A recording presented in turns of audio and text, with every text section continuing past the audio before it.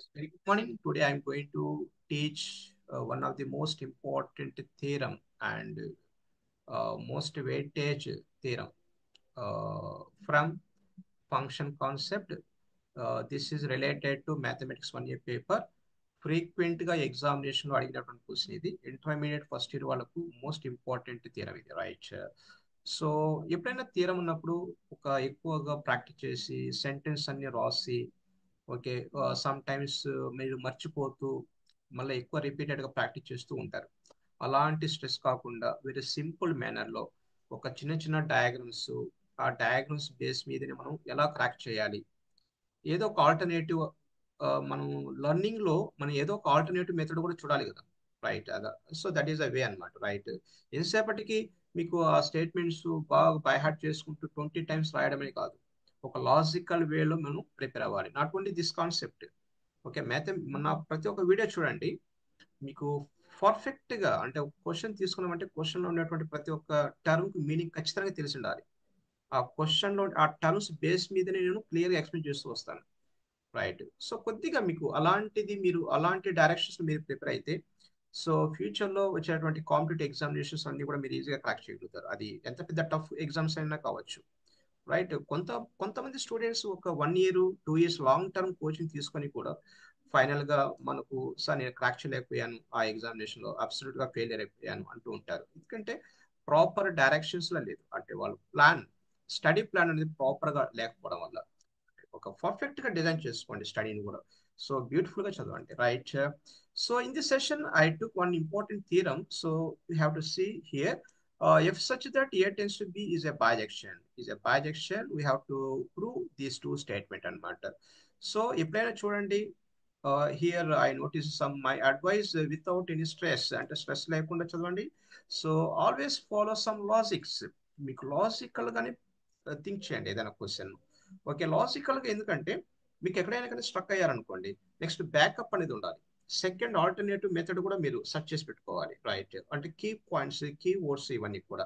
Next so in this proof we have to focus on diagrams. Diagrams అంటే mapping సంబంధించినటువంటి diagrams ఉన్నాయి కదా, అంటే ఎఫ్ మ్యాపింగ్ ఎలా, అంటే ఎఫ్ మ్యాపింగ్ మనం ఎలా నోట్ చేయవచ్చు, ఎఫ్ ఇన్వర్స్ ఎలా నోట్ చేసుకోవచ్చు, కాంపోజిట్ ఫంక్షన్ మనం ఎలా నోట్ చేసుకోవాలి, అంటే గాఫ్ అంటాం కదా, gof fog functions composite functions. So దానికి సంబంధించిన డయాగ్రామ్స్ ఎలా ఉంటాయి, అంటే డొమైన్ అంటే ఏంటి, రేంజ్ అంటే ఏంటి, కో డొమైన్ అంటే ఏంటి, సో ఎలా డిజైన్ చేసుకోవాలి, వీటి మీద ఖచ్చితంగా మీకు గ్రిప్ ఉండాలి అనమాట రైట్. కాబట్టి నేను షార్ట్ ట్రిక్ కాబట్టి ఇంకా మాక్సిమం అంటే ఒక 20 days ఎగ్జామ్, 30 days అనుకోండి. సో ఈ 30 days లో మీకు ఫాస్ట్ రివిజన్ కావాలి కాబట్టి నేను ఫాస్ట్ గా ఎక్స్ప్లెయిన్ చేయడానికి ట్రై చేస్తున్నాను right. without any delay, just we will go to the actually our main theorem. Here we have one beautiful theorem is there. If f such that a tends to b is a bijection function, it is a bijection function, then we have to prove f inverse circle f equal to ia, and f circle f inverse is equal to ib. చూడండి question లో ఉండేటువంటి ప్రతి ఒక్క term కు meaning ఖచ్చితంగా నేర్చుకోండి. ఖచ్చితంగా ఇక్కడ చూడండి, నేను వండర్ఫుల్ గా డిజైన్ చేస్తున్నాను. ఇక్కడ చూడండి బైజెక్షన్, బైజెక్షన్ అంటే ఏంటి, what is meaning of bisection, that is what here on one, and it is very clear on to one it is clearly on to what is meaning of on to, what is meaning of on to means what here function లో codomain range రెండు same అవ్వాలి కాబట్టి this is actually function.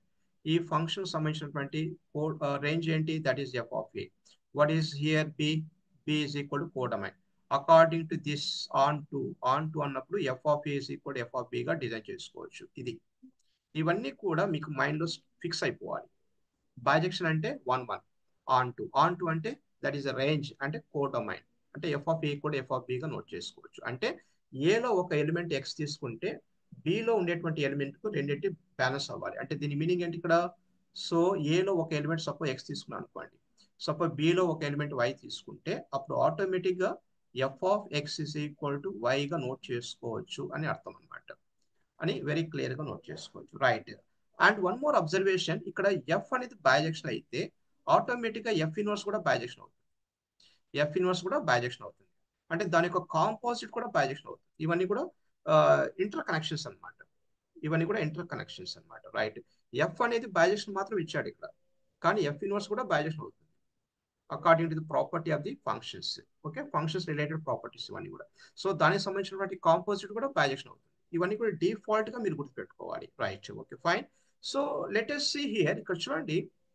So ఒక wonderful గా ఎలా అంటే, so ఈ statement లో ఉండేటువంటి ఒక ప్రతి ఒక్క టర్మ్, ఇక్కడ ఎఫ్ ఉంది కదా, ఇక్కడ ఎఫ్ ఉంది, ఫస్ట్ స్టేట్మెంట్ లో ఎఫ్ ఉంది కాబట్టి ఎఫ్ కు సంబంధించిన డయాగ్రామ్ నోట్ చేస్తాను చూడండి.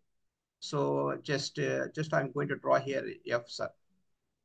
So this is a non-empty set A, non-empty set B. So this is non-empty set A, this is non-empty set B. Here mapping is F. So ఈ non empty set లో ఒక element that is X తీసుకున్నాను, ఈ B అనేటువంటి non empty set లో y అనేటువంటి element తీసుకున్నాను. So కాబట్టి ఎఫ్ ను మనం ఎలా డిఫైన్ చేస్తున్నాము, సో ఏ టెన్స్ టు బిగా నోట్ చేస్తున్నాను. Very clear. కాబట్టి సో ఎఫ్ ఆఫ్ ఏ, ఏలో ఒక element that is x, this is equivalent to బిలో ఒక ఎలిమెంట్ దట్ ఈస్ వై అనమాట. అంటే f of x is equal to f of x is equal to y. So ఇక్కడ ఒక beautiful ఒక relation అనేది ఫార్మ్ చేసుకున్నాం. కాబట్టి దీని ఈక్వేషన్ నెంబర్ 1 గా ట్రీట్ చేసుకోండి. Nothing to worry. That is equation number 1 అనుకుంటారా, లేదంటే ఈక్వేషన్ నెంబర్ నోట్ చేయరా అనేది ఇక్కడ మ్యాటర్ కానే కాదు. ఈక్వేషన్ నెంబర్ 1 అనుకుంటే మనకు నెక్స్ట్ ఎక్కడైనా ఆ వాల్యూ వచ్చినప్పుడు ఓహో it is from equation number 1 అనేది ఐడెంటిఫికేషన్ కోసం అనమాట. Right. Coming to the next term, what is next term here, f inverse ఉంది కదా, F inverse. So f inverse కంటే ఖచ్చితంగా దీనికి సంబంధించిన డయాగ్రామ్ కూడా నోట్ చేసుకోవాలి. So this is yeah two non empty sets. F inverse అంటే ఎఫ్ కు exact opposite. Inverse of F is called F inverse అనమాట. అంటే ఫస్ట్ బి నోట్ చేయండి, దాని తర్వాత ఏ నోట్ చేసుకోండి. Very clear. దానికి రిలేటెడ్ గా ఒక function that is what here f inverse అనమాట. F inverse obviously f inverse.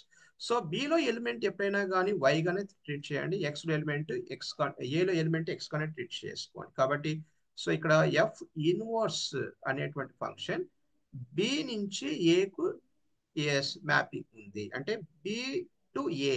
So దాన్ని ఎలా రాసుకోవచ్చు, ఎఫ్ ఇన్వర్స్ ఆఫ్ బి అనేటువంటి నాన్ ఎంప్టీ సెట్ లో ఒక ఎలిమెంట్ దట్ ఈస్ వై, ఏ అనేటువంటి నాన్ ఎంప్టీ సెట్ లో దట్ ఈస్ ఎక్స్ అనమాట. అంటే according to on to according to on to condition or bijection condition, we can write f inverse of y is equal to x. కాబట్టి ఇక్కడ ఒక wonderful statement అనేది, ఒక wonderful result అనేది మనం ఫైండ్ అవుట్ చేసుకున్నాం కదా, F inverse of y is equal to x అనేటువంటి. కాబట్టి దిస్ ఈజ్ ఈక్వేషన్ నెంబర్ 2. ఊరికే రఫ్ గా నోట్ చేసి, అంటే నేను ఏం చేయట్లేదు, వెరీ సింపుల్. క్వశ్చన్ లో ఉన్నటువంటి టర్మ్స్ దానికి సంబంధించినటువంటి మీనింగే రాస్తున్నాను ఇక్కడ. రైట్. సో ఇక్కడ వండర్ఫుల్ గా ప్రాక్టీస్ చేసుకోవచ్చు చూడండి ఇక్కడ.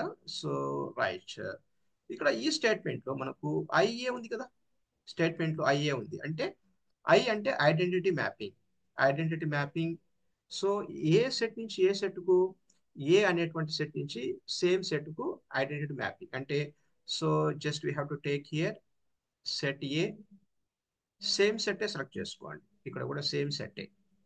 So same set to same set అన్నప్పుడు మనకు దాన్ని ఏమంటాం అంటే ఐఏ మ్యాపింగ్ అంటాం, ఐడెంటిటీ మ్యాపింగ్. సో ఏ అనేటువంటి నాన్ ఎంప్టీ సెట్ లో ఎక్స్ అనేటువంటి ఎలిమెంట్, ఇది కూడా ఏనే కాబట్టి ఎక్స్ తీసుకోండి. Very clear. కాబట్టి సో ఐ సఫిక్స్ ఏ అనేటువంటి మ్యాపింగ్ ఎలా షిఫ్ట్ అవుతుంది ఇక్కడ అంటే ఏ టెన్స్ టు ఏ గాని మ్యాప్ అయింది కాబట్టి వెరీ క్లియర్. సో ఐఏ, ఈ ఏ అనేటువంటి నాన్ ఎంప్టీ సెట్ లో ఒక element that is x. So ఈ ఏ అనేటువంటి నాన్ ఎంప్టీ సెట్ లో సేమ్ ఎక్స్ కదా ఉండేది. So that is very clear అనమాట. కాబట్టి I A of x is equal to x. ఇక్కడ ఒక రిజల్ట్ అనేది మనం ఫైండ్ అవుట్ చేసుకున్నాం వెరీ క్లియర్ గా. ఇక్కడ ఒక రిజల్ట్ అనేది మనం ఫైండ్ అవుట్ చేసుకున్నాం. అంటే ఇదంతా కూడా అంటే సపోజ్ దీనికి ఒక ఈక్వేషన్ నెంబర్ 3 అనుకుందామా, నథింగ్ టు వరీ. రైట్. ఈ 3 ఈక్వేషన్స్ అనేది ఫస్ట్ స్టేట్మెంట్ లో ఉన్నటువంటి 3 డిఫరెంట్ టర్మ్స్ సంబంధించినటువంటి ఈక్వేషన్స్ అలా గుర్తుపెట్టుకోండి. రైట్, వెరీ క్లియర్ అనమాట. నెక్స్ట్ ఇప్పుడు టోటల్ గా ఇక్కడ చూడండి, ఈ ఎల్హెచ్ఎస్ పార్ట్ ఏదైతే ఉంటుందో ఈ ఎల్హెచ్ఎస్ అంతా కలిపి ఐఏకు బ్యాలెన్స్ చేయాలి మనం. So this is our target. కాబట్టి సో దీనికి సంబంధించినటువంటి మనం ఎలా రాసుకోవచ్చు, suppose S f inverse circle f అనేటువంటి మ్యాపింగ్ ఎలా షిఫ్ట్ అవుతుంది, సేమ్ ఏ టు ఏ గానే షిఫ్ట్ అవుతుంది, ఏ టు ఏ గానే షిఫ్ట్ అవుతుంది. Okay, that is a property అనమాట. కాబట్టి so f inverse circle f, ఈ ఫస్ట్ ఏలో ఒక ఎలిమెంట్ అంటే ఏం రాసుకోవచ్చు, ఎక్స్ రాసుకోవచ్చు.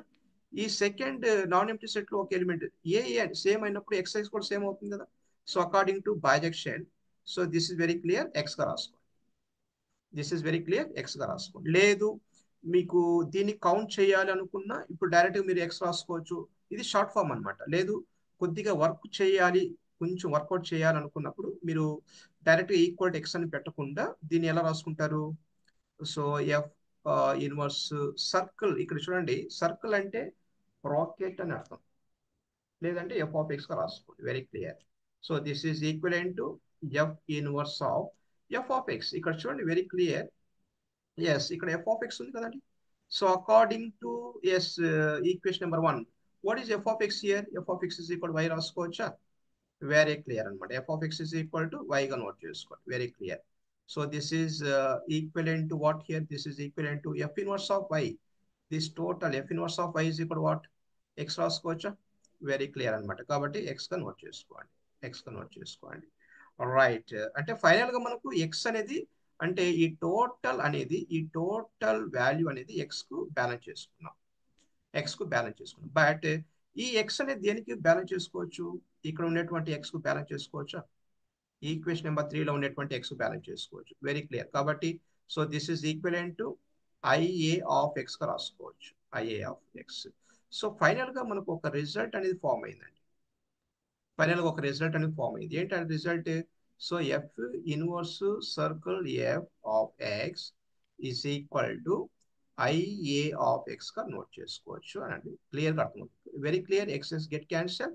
సో ఫైనల్ గా మనకు so f inverse circle f is equal to I A అనేటువంటి స్టేట్మెంట్ వెరీ క్లియర్ గా మనం నోట్ చేసినాం. So that is answer for the first statement. ఇంత పర్ఫెక్ట్ గా డిజైన్ చేసుకోండి. దీనివల్ల మీకు ఏమవుతుందంటే, మనకు టెక్స్ట్ బుక్ లో ఉండేటువంటి పెద్ద పెద్ద సెంటెన్స్లు ఎక్కువ చదివి బాగా గుర్తుపెట్టుకొని స్ట్రెస్ కాకూడదు. లాజికల్ గా చదవండి, లాజికల్ గా ప్రాక్టీస్ చేయండి, వెరీ క్లియర్ అనమాట. Next coming to the second statement. ఈ సెకండ్ స్టేట్మెంట్ లో ఆల్రెడీ ఎఫ్ ఇన్వర్స్ గురించి మనం డిజైన్ చేసాము, ఎఫ్ గురించి డిజైన్ చేసాము కదా.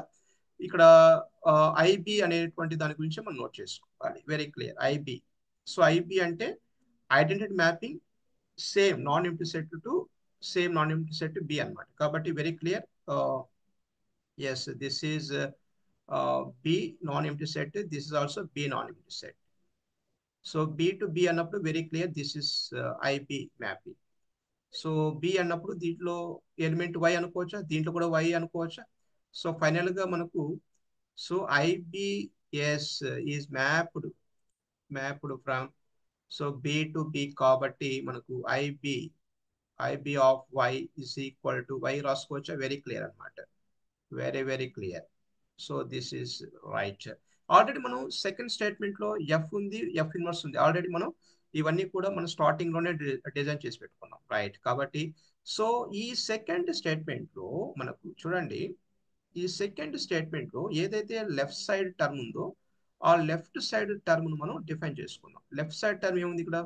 So f circle f inverse, F circle f inverse.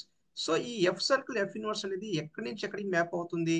So definite గా మనకు సో బి నుంచి బికు మ్యాప్ అవుతుంది అనమాట, బి నుంచి బికు మ్యాప్ అవుతుంది, రైట్. ఇప్పుడు మనం so f circle f inverse of y is equal to y గా రాసుకోవచ్చా? రైట్. లేదు సార్ నేను కొద్దిగా వర్కౌట్ చేయాలి ఇది షార్ట్ ఫామ్ అన్నమాట. ఈ షార్ట్ ఫామ్ లో నుంచి మనం ఈజీగా, ఇక్కడ ఆల్రెడీ వై ఉంది, ఇక్కడ ఆల్రెడీ వై ఉంది, ఈ రెండింటి మనం బ్యాలెన్స్ చేసుకుంటే సెకండ్ థియరం స్టేట్మెంట్ కూడా మనం ప్రూవ్ చేసినట్టు లెక్క, రైట్. లేదు కొద్దిగా నేను వర్కౌట్ చేయాలి సార్ అనుకుంటే, కొంచెం లెంతీగా పెట్టాలి అనుకుంటే better we have to do like this, right. కాబట్టి ఎఫ్ సర్కిల్ అంటేనే బ్రాకెట్ అనమాట, బాగా గుర్తుపెట్టుకోండి. So f inverse of y, so this is equivalent to f bracket f inverse of y is nothing but what here, ఇక్కడ నేను చెప్తా చూడండి. F inverse of y, f inverse of y అంటే మనం ఆల్రెడీ నోట్ చేసి పెట్టుకున్నాం కదా, equation number 2. Equation number 2 లో మనకు ఎక్స్ అనేటువంటి వేరియబుల్ మ్యాచ్ అవుతుంది. So this is equivalent to this is equivalent to what here? F of x. Total f of x is equal to what here? Total f of x, that is y, according to equation number 1. According to equation number 1, according to equation number 2, right? So మనం already ఇక్కడ design చేసి పెట్టుకున్నాం కదా y. What is y here? y అంటే ఏంటి? ఇక్కడ ib of y రాసుకోవచ్చు, very clear. ib of y గా నోట్ చేసుకోవచ్చు. ఫైనల్ గా మనకు ఒక బ్యూటిఫుల్ స్ట్రక్చర్ అనేది ఫామ్ అయింది చూడండి. ఇక్కడ y, so here y get cancel. So final గా మనకు so f circle f inverse equal to ఐబిగా నోట్ చేసుకోవచ్చు. So this is proof of the second statement అన్నమాట. ఇంత వండర్ఫుల్ గా డిజైన్ చేసుకోవచ్చు. ఎక్కడ ఏమి స్ట్రక్ లేదు, ఎక్కడ ఏమి సెంటెన్స్ హెవీ సెంటెన్స్ ఫార్మేషన్ కూడా లేదు. ఓన్లీ టర్మ్స్ బేస్డ్ మీద డయాగ్రామ్స్. సో దాంట్లో నుంచి కొన్ని ప్రాపర్టీస్ యూజ్ చేసి థియరంకు స్టేట్మెంట్ అనేది నోట్ చేసాం. Very clear. సో ఇలా ప్రాక్టీస్ చేసుకోండి. ఇలాంటి ట్రిక్స్ అనేది రిమైనింగ్ ప్రాబ్లమ్స్, రిమైనింగ్ థియరమ్స్ కూడా మీరు అప్లై చేయాలండి. మీకు స్ట్రెస్ లేకుండా ఎగ్జామినేషన్లో వెరీ ఈజీగా ఆన్సర్స్ అనేవి ఈజీగా క్రాక్ చేయగలుగుతారు. Okay, keep study. Wish all the best. Thank you.